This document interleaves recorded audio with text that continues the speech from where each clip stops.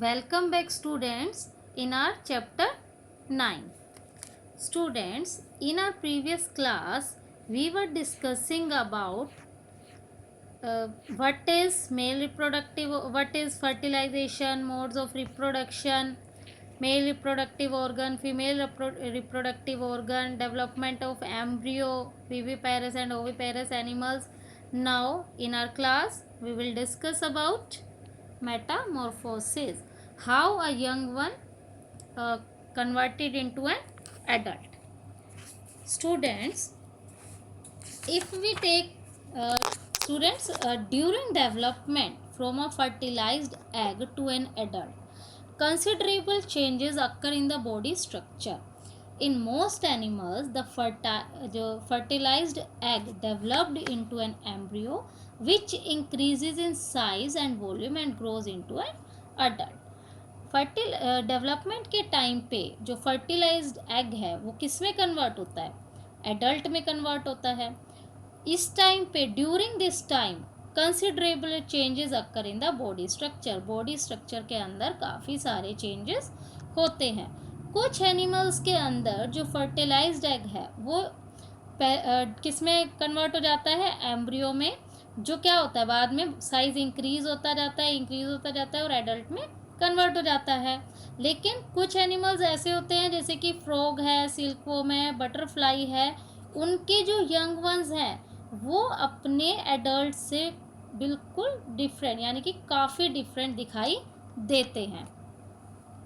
You have already learn how to develop a baby takes place in human. अभी पीछे पढ़ा था development of embryo में कि जो एक बेबी है उसकी डेवलपमेंट कैसे होती है ह्यूमन के अंदर.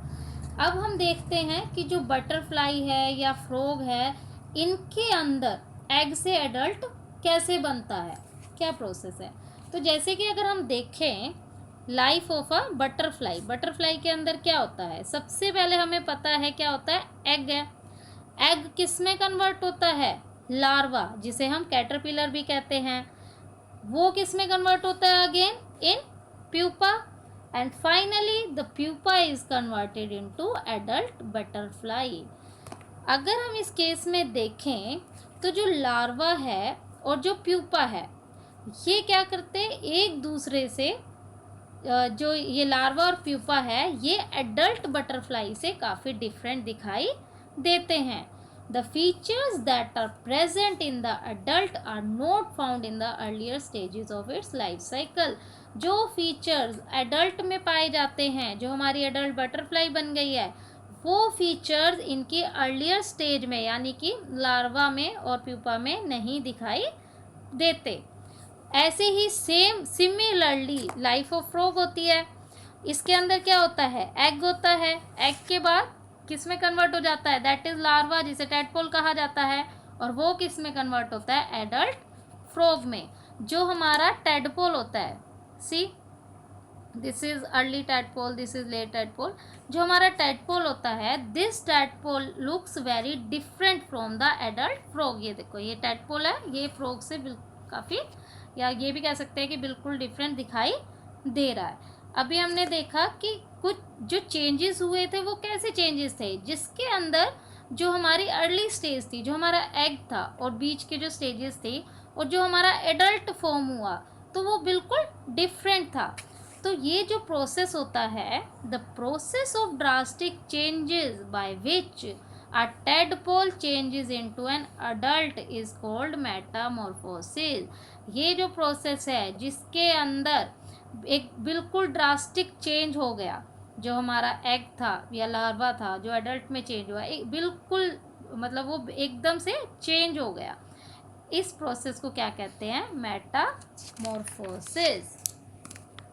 उसके बाद हमारा नेक्स्ट टॉपिक है एसेक्सुअल रिप्रोडक्शन. हमने पढ़ा था कि जो हमारी रिप्रोडक्शन होती है that is of two types, sexual and asexual reproduction. Sexual reproduction के बारे में हमने पढ़ लिया. Now we will move what is asexual reproduction. Animals reproduce asexually by a number of methods. Asexually जो एनिमल्स रिप्रोड्यूस होते हैं उसमें काफ़ी डिफरेंट मेथड्स होते हैं, काफ़ी सारे मेथड्स हो सकते हैं, जैसे कि binary fission, budding, fragmentation and regeneration. सबसे पहले हम पढ़ेंगे what is binary fission. Binary fission क्या होता है, जैसे कि हमारा डायग्राम है ये भी शो कर रहा है। बाइनरी फिजन में क्या होता है, binary fission is common in unicellular organisms. किसके अंदर होता है ये, हमने पढ़ा था कि जो हमारा एसेक्सुअल रिप्रोडक्शन होता है वो सिंगल पेरेंट से होता है, तो इसीलिए बाइनरी फिजन के अंदर जो ये है वो कॉमन ज़्यादातर किसके अंदर होता है, यूनिसेलुलर ऑर्गेनिजम्स के अंदर, जैसे कि एमीबा। एमीबा का एग्जांपल लेके चलते हैं हम।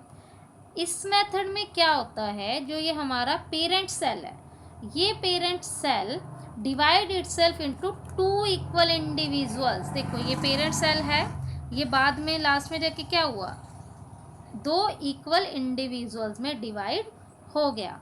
सबसे पहले तो क्या हुआ, इसका न्यूक्लियस, ये न्यूक्लियस है अंदर, न्यूक्लियस डिवाइड हुआ। न्यूक्लियस डिवाइड होने के बाद जो साइटोप्लाज्म है वो भी दो पार्ट्स में डिवाइड हो जाएगा। ये देखिए यहाँ पे साइटोप्लाज्म भी डिवाइड होने वाला है। और फर्दर क्या होता है, एक एक न्यूक्लियस लेकर ये दो अलग अलग इंडिविजुअल में डिवाइड हो जाता है, और इनको बोलते हैं daughter amoebae. Each daughter amoeba grows into a full size amoeba. फिर क्या होगा, ये अलग अलग बन गए दो डॉटर अमीबा, ये अगेन यही सेम प्रोसेस करेंगे, ये अलग से दो डॉटर अमीबा बनाएगा, ये अलग से दो डॉटर अमीबा फॉर्म करेगा।